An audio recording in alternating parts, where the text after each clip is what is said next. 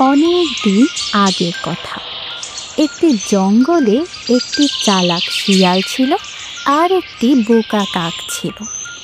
সেই জঙ্গলের একটি বড় গাছের ডালে টুনি পাখির বাসা ছিল। সেই বাসায় টুনি পাখির ছোট্ট ছোট্ট দুটি বাচ্চা ছিল।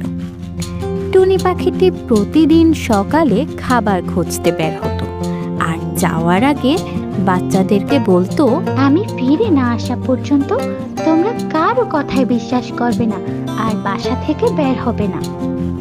ছানারা মাথা নেড়ে বলল, ঠিক আছে মামা। কিন্তু জঙ্গলের সেই চালাক শিয়ালটা সব লক্ষ্য করছিল।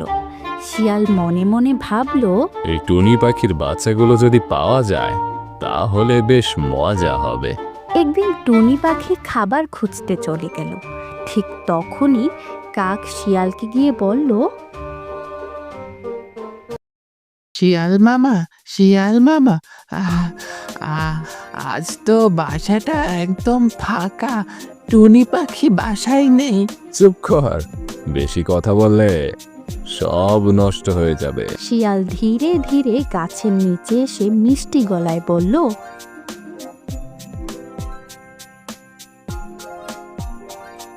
ওই উপরে কে আছো? আমি তোমাদের মায়ের বন্ধু, তোমাদের জন্য মিষ্টি খাবার এনেছি।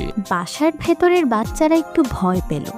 একটা বাচ্চা বলল, মা তো বলেছে কারো কথায় বিশ্বাস করতে নেই। কিন্তু অন্যটা বলল, হয়তো সত্যি মায়ের বন্ধু।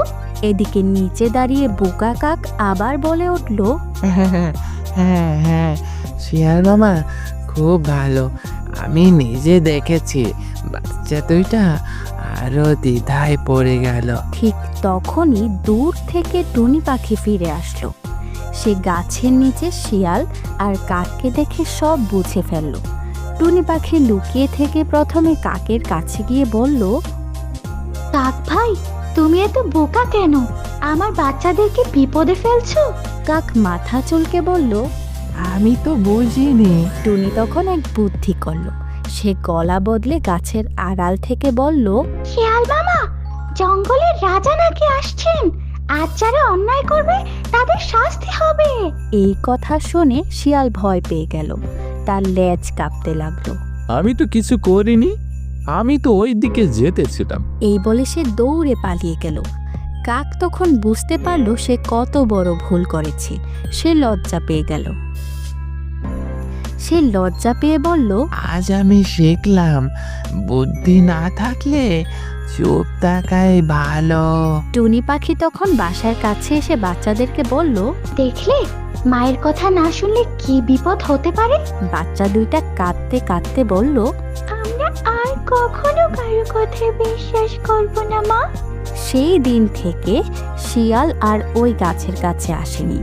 কাক কম কথা বলা শিখেছে আর টুনি পাখির বাচ্চারা বুদ্ধিমান হয়ে বড় হয়েছে।